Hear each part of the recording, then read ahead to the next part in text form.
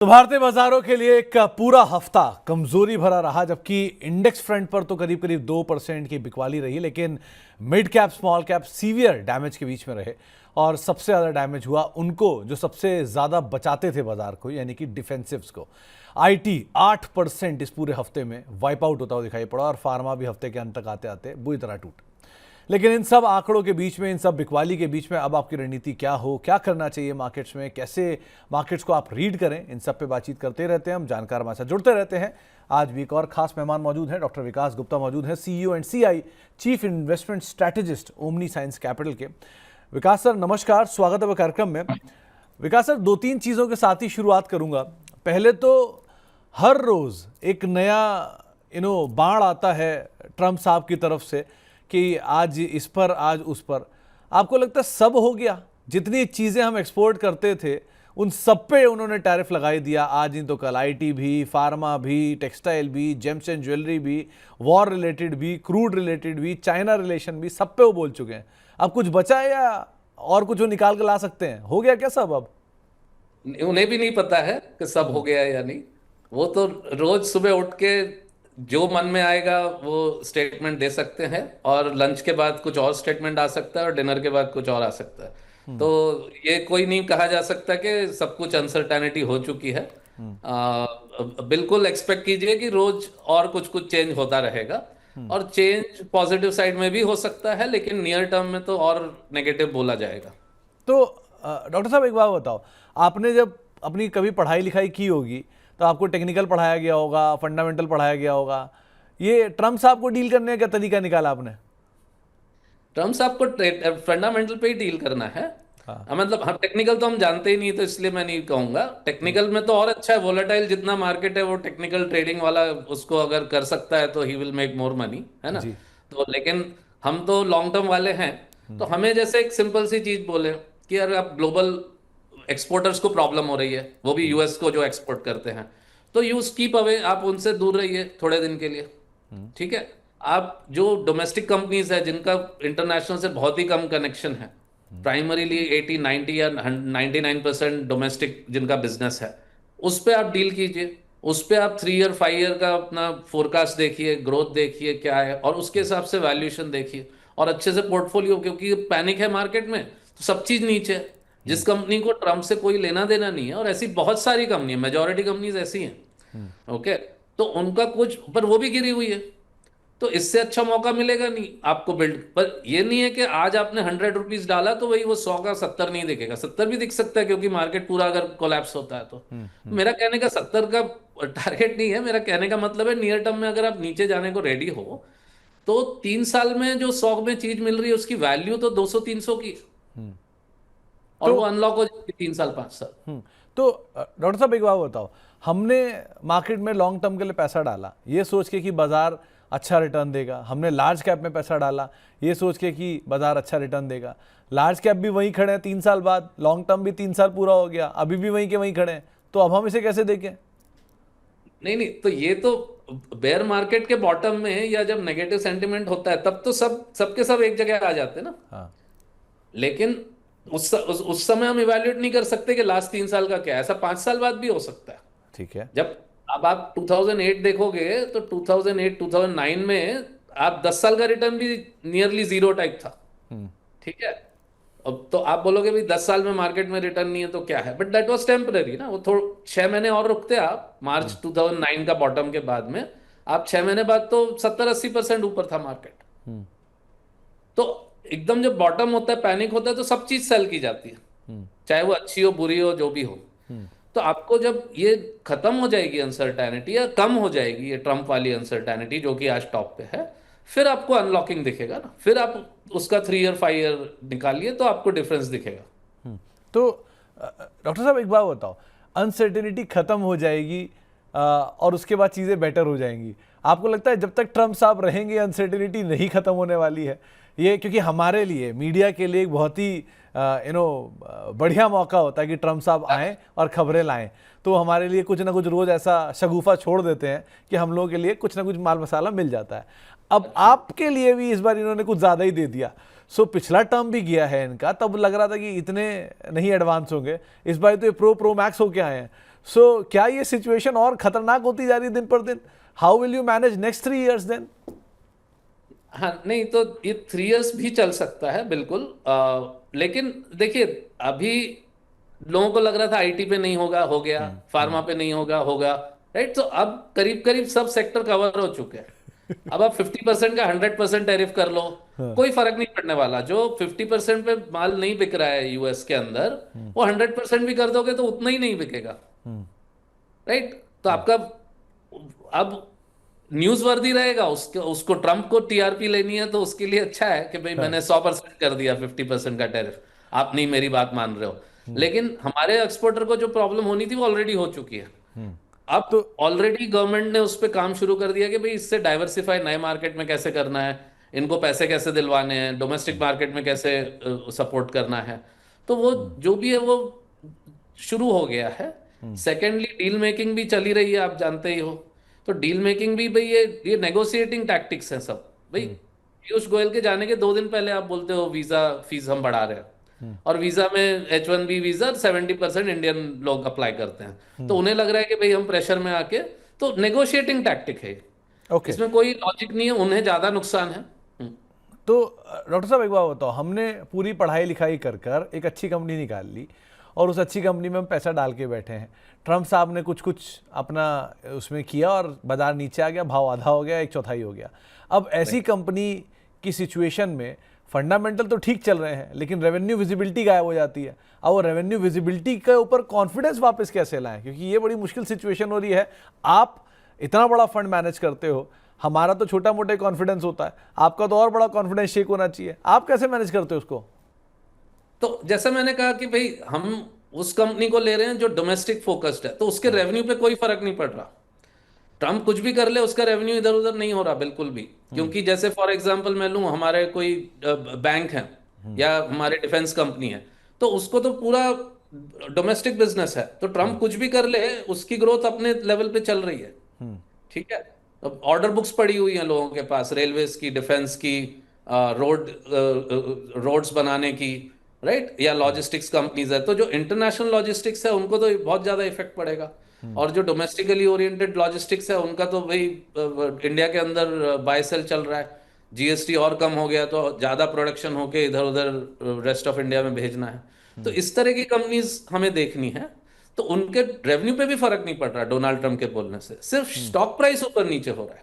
तो प्रॉफिट भी आपके मेंटेन्ड है, प्रॉफिट ग्रोथ मेंटेन्ड है, रेवेन्यू ग्रोथ मेंटेन्ड है, बुक वैल्यू मेंटेन्ड है, आपकी सब फंडामेंटल्स मेंटेन्ड है। तो एक बात बताओ डॉक्टर साहब, अभी कुछ दिन पहले तक ये डिबेट इतनी एग्रेसिव नहीं थी जितनी अब हो गई है। आपने अक्सर सुना ही होगा कि इस समय जो कंपनियां अवेलेबल हैं उनमें बहुत वैल्यू है, जैसे टीसीएस हुआ, जैसे विप्रो हुआ, जैसे आईटी हुआ, या कुछ सेलेक्टिव फार्मा हुए, या ऑटो थे कुछ। लेकिन दूसरी तरफ बाजार को पसंद आ रही है वो कंपनियां जिनमें ग्रोथ है, जैसे कि इटर्नल हुआ, जैसे कि लॉस मेकिंग पेटीएम हुआ, लेकिन उनमें ग्रोथ है तो इसलिए बाजार उसको पसंद कर रहा है। सो ये डिबेट ना बहुत एग्रेसिवली बढ़ गई है कि ग्रोथ में जाएं कि वैल्यू में जाएं। आप किस पक्ष में खड़े हो कि ग्रोथ में जाऊंगा कि वैल्यू में जाऊंगा, या मैं हाइब्रिड निकालूंगा? तो हाँ, तो हमारा जो प्रोसेस है उसको हम साइंटिफिक इन्वेस्टिंग फ्रेमवर्क बोलते हैं। उसमें हम overvalued high debt companies, low less competitive companies जिनकी आरओई आरओसी बहुत कम होती है, और ओवर वैल्यूड कंपनीज, यानी हाई ग्रोथ है, अच्छी कंपनी है, लेकिन सबको मालूम है अच्छी कंपनी, बिकॉज आप लोग सबको बता देते हो और सब लोग खरीद लेते हैं, तो फिर वो ओवर वैल्यूड हो जाती है। तो उनको भी हम हटा देते हैं। Great companies but not at great price. Okay. Great business is not a great investment always, है ना। हमको इम्प्लोडर करके उनको भी हटा देते हैं। तो डिस्ट्रॉयर, इरोडर, इम्प्लोडर। अब जो बची है उसमें से हमें ग्रोथ वाली कंपनी चाहिए है, और वो ऑलरेडी ओवर वैल्यूड तो नहीं है, फेयर वैल्यू है या डिस्काउंट पे है। तो हम उसमें से हाई ग्रोथ, जो बची हुई कंपनीज में से हाई ग्रोथ देखते हैं। मीडियम ग्रोथ भी एक्सेप्टेबल है, क्योंकि जो बहुत हाई ग्रोथ होता है सबको पता होता है ओवर वैल्यूड हो जाता है। जैसे कि आप 25-30% ग्रोअर का देखोगे, मोस्टली ओवर वैल्यूड होगा। पर जो 17-18% ग्रोअर है, 15% ग्रोअर है, 22% ग्रोअर है, वो कई बार इग्नोर्ड हो जाता है, और उसमें आपको वैल्यू मिल जाती है। तो ये आपको combination of growth and value देखना है। और जैसे आपने बोला टीसीएस फॉर मतलब रिकमेंडेशन बाय सेल होल्ड नहीं कर रहा हूं मैं, एग्जांपल कि आईटी कंपनीज हमारे लिए, हम 6-8 महीना पहले, 1 साल पहले करीब निकल गए थे, बिकॉज हमें ओवर वैल्यूड लग रही थी उस प्राइस पे। और नेक्स्ट 2 इयर्स की ग्रोथ सिंगल डिजिट थी, ठीक है। और आज तो और भी रिस्क हो गया ग्रोथ पे नियर टर्म में, जब तक H1B का सेटल नहीं होता, राइट। तो तो उस हिसाब से 22, 25, 27 पी थोड़ा हाई है, ओके। इट शुड बी 15 15 के आसपास हो तो ठीक होता। तो वो कैश कैश फ्लो वगैरह बहुत अच्छा है इनका, और वो मेंटेन रहेगा, इसमें कोई डाउट नहीं है। लेकिन ओवर वैल्यूड। अब जो ऑन अपोजिट साइड आप देखेंगे बैंक्स, मतलब PSU बैंक आपको 7-8% के 7-8 के पी पे मिल रहा है, और उसकी ग्रोथ अगर आप सिंगल डिजिट भी मानते हो 8-9% या 10-12%, जो भी मानना है आपको, उस हिसाब से भी उसको कम से कम 15 पी प्लस होना चाहिए। तो दैट इज 100% रिटर्न।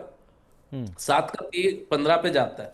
या आप प्राइवेट बैंक ले लो, बड़े वाले सब फेमस वाले, उनको 20 के पी या 17 के पी या 13 के पी पे भी अवेलेबल है, top 3 private banks, top 4 private banks. और ग्रोथ सबकी 13-14-15% है, कोई इसमें डाउट नहीं करेगा। तो उसको जाना चाहिए 25-26-27 के पी पे एटलीस्ट। तो कितना रिटर्न है, बहुत सारा रिटर्न अभी उसमें। और ये वेल नोन कंपनी, हम कोई छोटे मोटे अननोन की बात नहीं कर रहे। तो सामने, नाक के सामने, सबकी आंख के सामने इतने सारे कंपनीज अवेलेबल हैं, और आपको सेलेक्टिव रहना पड़ेगा, ढूंढना पड़ेगा। तो ऐसे लो पी के भी नहीं कर सकते, हाई ग्रोथ देख के भी नहीं कर सकते। तो डॉक्टर साहब, अभी के बाजार को देखते हुए आप क्या रीड कर रहे हो मार्केट में? क्या ये मार्केट आउटराइटली बाय है? क्या ये मार्केट आउटराइटली एक्यूमुलेट है? क्या ये मार्केट आउटराइटली अवॉइड है? या क्या ये मार्केट आउटराइटली सेल है? देखिए, अगर आपको सिलेक्शन करना आता है तो फिर आउटराइटली बाय है, ओके, जिस तरह से मैं बोल रहा हूँ। और आप ठीक वो है। फेवरेट्स में जाएंगे जो कि टॉप हेडलाइन में रहती हैं और बहुत अच्छी कंपनी है, लेकिन 70 के पी पे है, और आप वो लेते हो, तो आपको दूर रहना चाहिए एक्चुअली मार्केट से, क्योंकि उसमें तो आपको लॉस होना ही है। और आप ऐसे स्पेकुलेशन पे चेस करते हो कि नहीं नहीं, अब तो मैं वही फार्मा ही लूंगा और IT लूंगा, क्योंकि जब डील हो जाएगी तो वो तो अनलॉक हो जाएगी। तो उस तरह के स्पेकुलेटिव लोगों को भी केयरफुल रहना चाहिए बहुत। भाई आप इस पे कॉल ले रहे हो कि क्या डील होएगी, और सोच रहे हो कि भाई फिर वो अभी तो सब सस्ता है, फुटवेयर और अपैरल और टेक्सटाइल, एग्री। तो वो मैं ले लेता हूँ, और फिर डील हो जाएगी, 6 महीने में हो, 3 महीने में हो, 1 साल में हो, और फिर तो डबल हो जाएगा। तो ये thought process is very speculative, ऐसे नहीं करना है। तो अभी डॉक्टर साहब, फिर आपकी नज़र में अगर मान लीजिए मैं बहुत ही पिक एंड चूज कर पा रहा हूँ, तो किन सेक्टर्स में आपको लगता है कि यहाँ मौके हैं, यहाँ पिक एंड चूज करने में कुछ मिल सकता है, और यहाँ अभी भी दूर रहना है इतनी फॉल के बाद भी? जैसे हमने कहा private banks, public banks, power companies, okay. और पावर में पावर फाइनेंस की कंपनीज हैं, और पावर यूटिलिटीज हैं, ठीक है। और अगेन मैं थोड़ा सा क्वेश्चन करूंगा, प्राइवेट कंपनीज की हम बात नहीं कर रहे हैं इसमें, ज्यादा PSU में ज्यादा जोर है। ठीक है। मतलब द वैल्यू और ग्रोथ का कॉम्बिनेशन उसमें ज्यादा अच्छा है। उसके बाद में आप देखिए लॉट ऑफ EPC कंपनीज, जो इंफ्रास्ट्रक्चर बनाने के कॉन्ट्रैक्टर्स होते हैं, लॉट ऑफ लॉजिस्टिक्स कंपनीज, ठीक है। तो क्योंकि लॉजिस्टिक्स में जो एक्सपेक्टेशन हो रही है हमारी, वो रेलवेज की वजह से, जो मल्टी मॉडल ट्रांसपोर्ट हब और PM गति शक्ति की वजह से, और जैसे आप डेडिकेटेड फ्रेट कॉरिडोर्स देख रहे हो, तो इसमें ऑर्गेनाइज्ड लॉजिस्टिक्स कंपनीज को बहुत बेनिफिट होने वाला है। और कहाँ से दूर रहना है?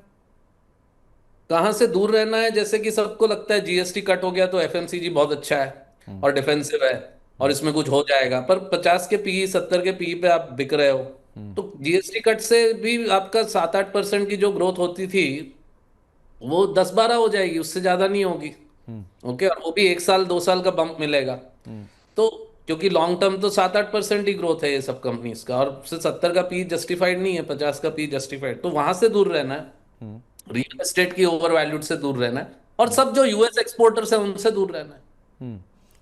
तो डॉक्टर साहब, एक सेक्टर जो मतलब जैसे यूएस में IT कंपनियों की सिचुएशन है, वहाँ पे क्योंकि नया ट्रांसफॉर्मेशन कर रहे हैं, वो AI को अडॉप्ट कर रहे हैं, तो वो अच्छे नंबर्स भी दे रहे हैं, इसलिए ग्रो कर रहे हैं। वही सेम सिचुएशन इंडिया में हॉस्पिटल में हम देख रहे हैं।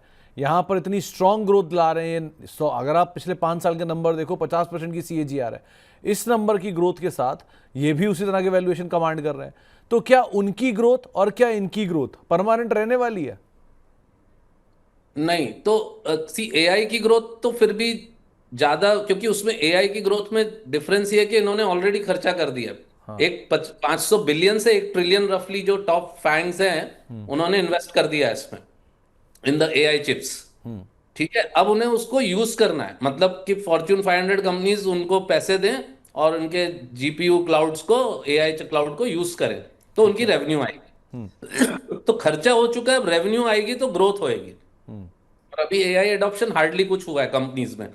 तो जैसे जैसे वो कंपनीज यूज करना शुरू करेंगी, ये सब जो क्लाउड प्लेटफॉर्म है, इनको पैसे मिलेंगे, तो उनकी ग्रोथ तो है। लेकिन जैसे जो चिप बेच रहा है, वो चिप उसकी उतनी सारी नहीं बिकने वाली है नेक्स्ट 5 इयर्स। जितनी लास्ट 3-4 साल में ग्रोथ आई है चिप बनाने वाले की, उतनी हाई ग्रोथ थोड़ी आएगी, क्योंकि ऑलरेडी लोगों ने प्लेटफॉर्म बना लिया अपने खरीद के। ओवर कैपेसिटी है वहां का। और अब यहाँ पे आए हॉस्पिटल, देखो इंडिया में हॉस्पिटल तो चाहिए हैं, बहुत सारे चाहिए हैं, लेकिन उसमें फिजिकल इंफ्रास्ट्रक्चर डालना पड़ता है। तो उसकी हाई ग्रोथ सस्टेन करना बहुत मुश्किल है, क्योंकि आपको नई नई बिल्डिंग बनाना है, वो 3-4 साल लगती है, अप्रूवल्स लगते हैं। तो ये बहुत लो बेस था शायद, तो उस पर आपको 50% केगर मिल गया। गोइंग फॉरवर्ड मैं बोलता हूँ कि भाई 50 तो थोड़ा ज्यादा रहेगा, अगर हम एक्सपेक्ट कर रहे हैं कि नेक्स्ट 5 इयर्स भी 50% पे चले। लेकिन अच्छा ग्रोथ रह सकता है, काफी अच्छा ग्रोथ रह सकता है, नॉर्मल से जीडीपी से बहुत हाई हो सकता है। तो ये एक राय यहाँ पर। अच्छा डॉक्टर साहब, जो सिचुएशन बनी है, मतलब जो अब तक के पोस्टर बॉयज थे, जैसे रिलायंस, जैसे टीसीएस, जैसे Infosys, Wipro, all those good names, marquee names, Asian paints, ये आज भी फंड्स के तो फेवरेट है, ये उसमें वो लोग बैठे हैं लेके। लेकिन जो अल्फा जनरेट कर रहे हैं, वो कर रहे हैं नए सेक्टर्स, जैसे कि आ गया आपका ईवी, जैसे कि आ गया आपका बेस्ट से related, EPC related and all. So क्या एक Right. इंडिविजुअल भी ऐसे ही मैनेज कर सकता है अपने पोर्टफोलियो को, कि अल्फा जनरेट करने के लिए इनका इस्तेमाल करे और अपने कैपिटल प्रोटेक्शन के लिए इनका इस्तेमाल करें? तो कैपिटल प्रोटेक्शन के लिए तो फिर आप ईटीएफ या इंडेक्स फंड लेके छोड़ दो। ठीक है। राइट, मतलब जो जो जो पार्ट आपको नहीं मैनेज करना है, उसको तो आप ईटीएफ या इंडेक्स फंड में डाल दो। तो उसमें भी आपको रिलायंस, एचडीएफसी जो भी है, बल्कि वो थोड़ा सा बेटर ही है, क्योंकि आप उसमें सेलेक्ट नहीं कर रहे हो, इंडेक्स वाला कर रहा है जो भी टॉप पे है। और बाकी का जो भी आपको खुद पे कॉन्फिडेंस है, उसको आपको सिलेक्शन करना है। जैसे हमने फ्रेमवर्क बनाया साइंटिफिक इन्वेस्टिंग, आप अपना बनाइए जो भी है, और उसको टेस्ट कर लीजिए कि भाई ये इसमें कोई गलती नहीं है इसमें। मतलब हमारा हमने कैसे बनाया कि भाई what is the way to lose money, पैसा कैसे हम लूज कर सकते हैं पोर्टफोलियो में, और वो चीज को हम प्लग करने की कोशिश करते हैं। भाई ये नहीं करना है हमें, उस तरह का कंपनी हम नहीं लेंगे पोर्टफोलियो। तो इसलिए पहला प्रिंसिपल कि भाई आप तो कम से कम 15-20 कंपनी आपके पोर्टफोलियो में, 20 से 25 होनी चाहिए। अगर आप 7 कंपनी, 3 कंपनी, 10 कंपनी ले लेते हो, तो बहुत रिस्की हो जाता है। ठीक है। अब दूसरा, रिटेल इन्वेस्टर क्या बोलता है, मेरे पास टाइम नहीं है इतने सारे कंपनी रिसर्च करने की। नहीं है तो फिर आप इन्वेस्ट ही मत कीजिए, आपको लेना ही है 20 कंपनी, क्योंकि आप 7 कंपनी लोगे, 15-15% डालोगे, और आपके मन में बहुत हाई कमिट कमिट वो रहेगा, नहीं नहीं ये तो सीईओ बहुत अच्छा है, इनका बिजनेस प्लान बहुत अच्छा है, इनकी स्ट्रेंथ बहुत अच्छी है। और कुछ ऐसा हो जाता है जैसे कि नया कोई एंट्रेंट आ जाता है, या रेगुलेटर कुछ कर देता है, या ट्रम्प कुछ कर देता है, राइट। कभी गवर्नमेंट कुछ कर देती है, टैक्स लगा देती है, कुछ कर, तो वो बहुत रिस्की हो जाता है। वो सीईओ या प्रमोटर को खुद नहीं मालूम है कि नहीं नेक्स्ट 5 इयर्स में क्या होगा उस कंपनी का। तो आप उसमें 15% लेके बैठ जाओगे, तो वो बहुत रिस्की होता है। तो आपको डाइवर्सिफाई करना है, अलग अलग इंडस्ट्रीज चाहिए, 3-4-5, 20-25 कंपनीज चाहिए, और प्रोसेस चाहिए कि भाई जैसे हमने कहा कैपिटल डिस्ट्रॉयर, भाई बैंकरप्ट हो जाएगी तो बैलेंस शीट देख लीजिए, डेट देख लीजिए, लॉस मेकिंग देख लीजिए, वो सब हटा दो, और नेगेटिव कैश फ्लो हटा दीजिए। फिर लो आरओई है उसको हटा दीजिए, उसके पास कॉम्पिटिटिवनेस नहीं है, उसको हम बोलते हैं कैपिटल एरोडर्स। तीसरा, ओवर वैल्यूड, भाई 50-60 के ऊपर पी है तो छोड़ दीजिए आप। ठीक है, आप इस साल का नहीं देखिए, इस साल हो सकता है सॉरी थोड़ी लो अर्निंग्स आई है, आप पानी पी तो लीजिए सर। हाँ, आप फॉरवर्ड देख लीजिए थोड़ा सा, 1 ईयर 2 ईयर फॉरवर्ड का अर्निंग्स देख लीजिए, सो दैट नॉर्मलाइज्ड है ना। लेकिन उसके बाद भी अगर 40-50 का पी है, 1 साल आगे का, 2 साल आगे का, तो फिर ओवर वैल्यूड ही है। ये- तो उस तरह को सब अवॉइड करने के बाद जो बचेगा, उसमें से आप 20-25 अपनी फेवरेट्स ले लेंगे, कोई प्रॉब्लम नहीं। तो डॉक्टर साहब एक बात बताओ, ये सिचुएशन सिनेरियो में एफआईएस का सेल ऑफ कंटिन्यू है, ठीक है, और मतलब कोई रिस्पाइट नहीं है, पिछले सितंबर से लेके सितंबर तक टाइम बेस्ड करेक्शन में उन्होंने बिकवाली की है। अब डीआईज ने फोर्ट को होल्ड तो कर रखा है, लेकिन क्या जिस तरह का इंटेंसिटी से फॉल आ रहा है, आपको लगता है ये फोर्ड भी बहुत दिन तक होल्ड नहीं कर पाएंगे, क्योंकि कहीं ना कहीं तो रिटेल में पैनिक आएगा और उन्होंने भी अपनी एसआईपी रोक देनी है, फिर क्या किया जाएगा? एब्सोल्युटली ऐसा हो सकता है, चांस कम है, क्योंकि एसआईपी हम देख चुके हैं कि काफी टर्मोइल के बाद भी एसआईपी मेंटेन्ड है। पिछला पूरा साल ऐसे ही गया है ना। हाँ। जून जुलाई 24 से पीएसयू गिरने लगे थे, जी। सितंबर 24 से पूरा मार्केट गिरने लगा था, राइट। हम्म। और फिर बीच में अप डाउन आए, लेकिन एसआईपी मेंटेन रही। हम्म। टोटल एसआईपी बुक 20-25 हजार करोड़ की मेंटेन रही है। तो चांस तो ये है कि एसआईपी मेंटेन रहेगी, लेकिन बहुत ज्यादा फॉल आने के बाद तो रुकना ही है। तो अगर बहुत ज्यादा फॉल आता है, जैसे कि 20-30% का फॉल और उसके बाद एसआईपी रुक जाएगी काफी सारी, राइट। तो 20-25 हजार करोड़ है, हो सकता है 15 या 14 हजार हो जाए। इन उसके वजह से फिर मार्केट और थोड़ा सा गिरेगा, राइट। तो वो लेवल पे जब मार्केट आएगा, वो वो हो सकता है ऐसा। अभी मैं नहीं कॉल दे रहा हूं कि ऐसा कुछ होने वाला है, मैं जस्ट वर्स्ट केस सिनेरियो हम सोच रहे हैं कैसा हो गया। तो वो हो सकता है बिकॉज एफआई, लेकिन आपको दिखेगा अभी के डील, ट्रेड डील की बातें निकलेंगी, टोन चेंज हो जाएगा, थोड़ी दिन में पॉजिटिव टोन्स आने लगेगा और एफआई फिर से आने लगेगा। ओके, मोस्ट लाइकली यही होने वाला है। लेस लाइकली है कि और इंटेंस हो जाए हमारा यूएस के साथ आर्ग्यूमेंट। तो ओके, वो डॉक्टर कम साहब, चांस। दो चीज़ों को एक साथ क्लब करूंगा। पहला, क्या हम कहीं आसपास हैं बॉटम के? एक पार्ट बड़ा हाइपोथेटिकल सिचुएशन है कि क्या हम अपने बॉटम के इर्द गिर्द कहीं हैं, एक part, specially mid cap small cap में। और दूसरा, क्या अर्निंग सीजन वो वाइट नाइट बनेगा जो हमें बचाएगा, या आपको लगता है वहां से भी बहुत उम्मीदें मत लगाओ, या स्टॉक स्पेसिफिक रही कहानी? नियर टर्म अर्निंग तो थोड़ा डिफिकल्ट है। लास्ट क्वार्टर की हो सकता है अच्छी आए, मार्च की, राइट। तो मार्च अर्निंग्स हो सकता है अच्छी निकले, तो वो सब बचा सकती है। और तब तक अगर ट्रेड डील हो जाती है, क्योंकि एक और प्रॉब्लम है कि हमारा तो इंटरेस्ट रेट हम कट कर रहे हैं, फेड भी कर रहा है, आरबीआई भी कर रहा है, लेकिन आरबीआई बिकॉज आईएनआर गिर रहा है तो आरबीआई के हाथ अब बंद गए। जी। अदरवाइज हमारे डोमेस्टिक फैक्टर सब सुपरस्टार है, राइट। 6-7% की growth, real GDP growth, which means 10-12% की नॉमिनल ग्रोथ। ओके, इन्फ्लेशन एकदम लो पे है। तो अभी तो 2-3% पे है, बट वो समझो 4 पे आ जाता है जो टारगेट है आरबीआई का इवेंचुअली। तो इन्फ्लेशन भी कंट्रोल में है, ग्रोथ अच्छी है, हमने टैक्स स्लैब कट 12 लाख का कर दिया, हमने जीएसटी कट कर दिया है।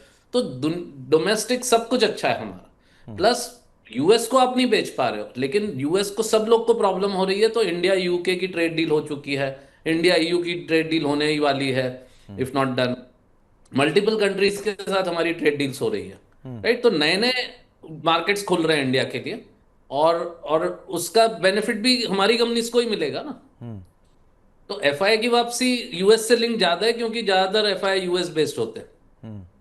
तो वो थोड़ा सा उस पर रिएक्ट कर रहे हैं कि भाई ट्रम्प क्या बोल रहा है और ये सब, और उसको नेगेटिव इंटरप्रेट किया जा रहा है। बट उसका एक टैक्ट, मतलब वो उसको जो लगता है कि वो हार्ड नेगोशिएटर है, तो उसको टैक्टिक वो है कि भाई मैं नेगेटिव बोलूं और उस तरह के नेगेटिव प्रेशर डालने की कोशिश करूं। पर इंडिया उसमें क्रम्बल नहीं हो रही है। 50% टैरिफ के बाद भी कोई शिकन नहीं है किसी के चेहरे पर। हमने अपना पोजीशन स्ट्रांग रखा कि भाई हम एग्री को नहीं आने देंगे, डेयरी को नहीं आने देंगे, क्योंकि हमारे फार्मर्स को नुकसान होगा। तो वो नॉन नेगोशिएबल है। अब वो लोग समझ चुके हैं कि हम नहीं मानने वाली ये बात, ठीक है, कि उसमें आप कुछ भी कर लो, हम नहीं एंट्री देंगे। तो उस तरह की चीजें उन्हें समझ में आ रही है, लेकिन वो अपने प्रेशराइज करने के लिवर्स यूज कर रहे हैं कि भाई पाकिस्तान के साथ डिफेंस डील करना है, और उन्हें लगता है ये सबसे प्रेशर आ जाएगा इंडिया के ऊपर। तो तो उन्हें नहीं, लास्टली डॉक्टर साहब एक छोटा सा मतलब संक्षेप में इसका जवाब चाहूँगा आपसे कि क्या ये सुबह से पहले का होने वाला डार्क अंधेरा है जो एकदम से बड़े फॉल आए हैं मार्केट्स में, क्या ये मान लें कि ये सुबह होने से पहले वाला dark dust before the dawn वाली सिचुएशन है क्या? एब्सोल्युटली, एकदम आपने बिल्कुल बात पकड़ी है। हमारा व्यू एग्जैक्टली यही है कि अभी और डार्कनेस का ज्यादा प्रोबेबिलिटी हमें नहीं लगता है। चलिए डॉक्टर साहब, समय का अभाव है, वरना आपसे और बात करते, बढ़िया मजा आ रहा था बात करते करते। लेकिन बहुत बहुत शुक्रिया सर हमारे साथ जुड़ने के लिए, बाजार पे अपना व्यू रखने के लिए और आसानी से चीज़ें हमें समझाने के लिए। बहुत बहुत शुक्रिया सर, और आगे भी आपसे हम बातचीत करते रहेंगे। बहुत बहुत शुक्रिया सर।